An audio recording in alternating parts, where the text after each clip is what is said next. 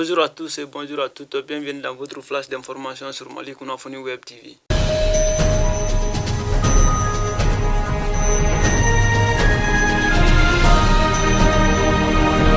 Les autorités maliennes dominées par les militaires ont lancé lundi la phase finale des consultations nationales censées constituer le préalable à des élections et un retour des civils au pouvoir. Ces assises nationales de la refondation sont présentées par les autorités comme un moment crucial de la transition ouverte après le putsch de 2020 mais boycottée par de nombreuses organisations. Elles vont durer 4 jours et vont permettre de faire le diagnostic sans complaisance de l'état de la nation, d'entrer les meilleures leçons, d'analyser en profondeur la situation globale du pays, a déclaré le colonel Assimi Goïta, président de la transition qui présidait la cérémonie d'ouverture.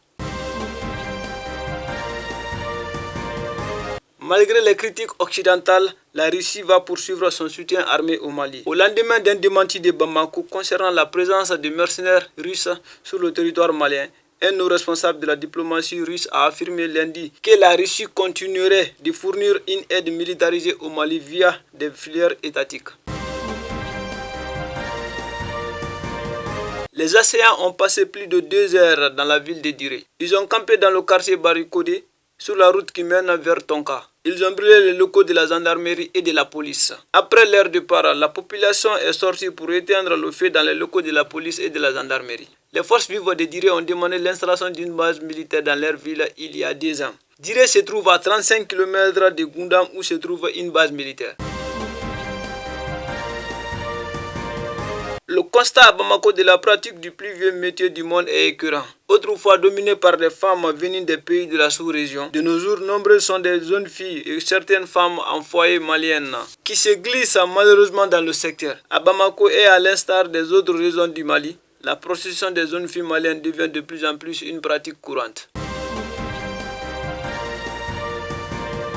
85 morts, 3 disparus et 50 survivants, c'est le bilan définitif du naufrage de Francia 3, survenu lundi 20 décembre au large de Soignirana Ivongo, sur la côte ouest de Madagascar. Lundi 27 décembre, l'agence portière maritime et fluviale a donné les derniers détails sur ce qui est l'une des pures catastrophes maritimes que connaît la Grande Île. L'occasion également de parler des leçons à en tirer.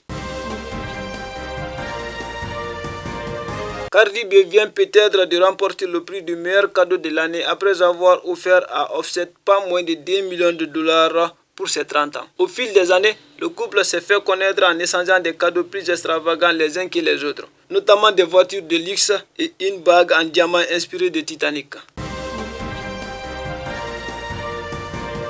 En concurrence avec Lionel Messi, Robert Lewandowski, Karim Benzema, Cristiano Ronaldo et Mohamed Salah, Kylian Mbappé a été sacré ce lundi soir lors des Globe Soccer Awards. L'attaquant du PSG et des Bleus a été élu meilleur joueur de l'année 2021 à Dubaï.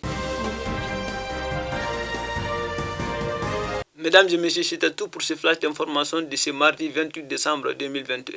Merci de l'avoir suivi et à la prochaine, nous vous souhaitons une excellente soirée. Merci.